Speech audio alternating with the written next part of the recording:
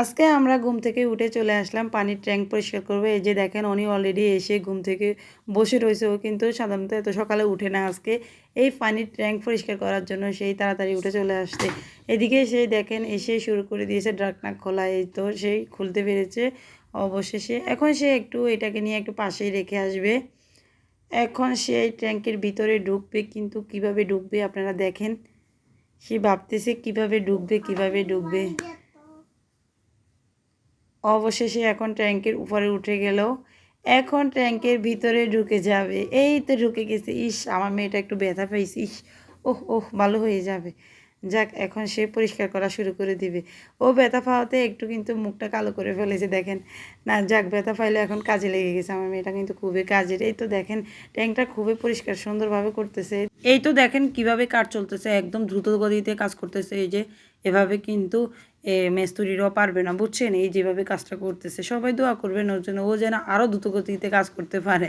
এদিকে দেখেন পানিগুলো কিন্তু অলরেডি লাল হয়ে গেছে, ভিতরে অনেকটা আয়রন জমে গেছে। অনেক দিন কিন্তু ট্যাঙ্কটা পরিষ্কার করা হয় না, যার কারণে ভিতরে পানি অনেকটাই আয়রন জমে গেছে। এদিকে ও কিন্তু হাঁপিয়ে পড়েছে কাজ করতে করতে।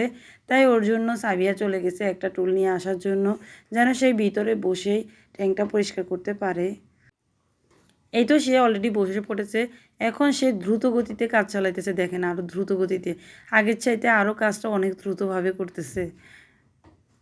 এদিকে সাবিয়া বলতেছে ও নাকি ট্যাঙ্কের ভিতরে ঢুকবে, ও পরিষ্কার করবে।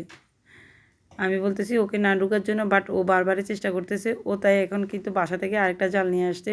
ও বলতেছে ও এটা দিয়ে নাকি পরিষ্কার করবে ট্যাঙ্কের ভিতরে। ও এখন ট্যাঙ্কের ভিতরে উঠে যাবে দেখবেন। এই তো সে কিন্তু উঠে গেছে, এখন সেও ট্যাঙ্কের ভিতরে ঢুকে যাবে। এই তো সেও ঢুকে গেছে। এখন দুজনে মিলে সেই কী কাজ শুরু করবে, ট্যাঙ্ক পরিষ্কার করা। এই তো দেখেন শুরু করে দিল ট্যাঙ্ক পরিষ্কার করা।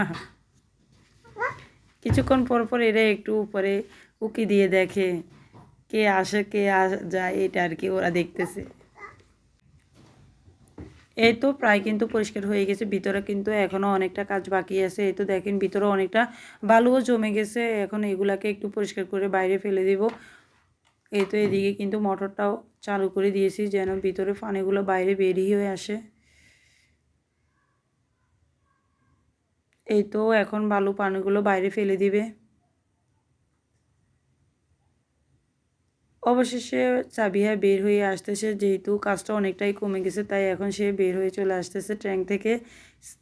অনেক কিন্তু এখনও ট্যাঙ্ক থেকে বের হয় না, ও বলতেছে আর একটু করবে। বাট এখন সে বের হয়ে চলে আসছে, যেহেতু ট্যাঙ্কের ভিতরে কাজ শেষ। এখন মোটরটা চালিয়ে পাইপটাকে একটু কাইট করে দিয়ে ভিতরে পানিগুলো বাইর করে ফেলে দেবে, আর ভিতরে একটু ভালো করে ধুয়ে দেব।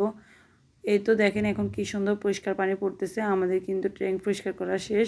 ভিতরে পানিও খুব ভালো আসতেছে, কোনো গন্ধ নেই, খুবই সুন্দর পরিষ্কার পানি আসতেছে। আজকে এ পর্যন্তই আমাদের ট্যাঙ্ক পরিষ্কার করা। আল্লাহ হাফেজ।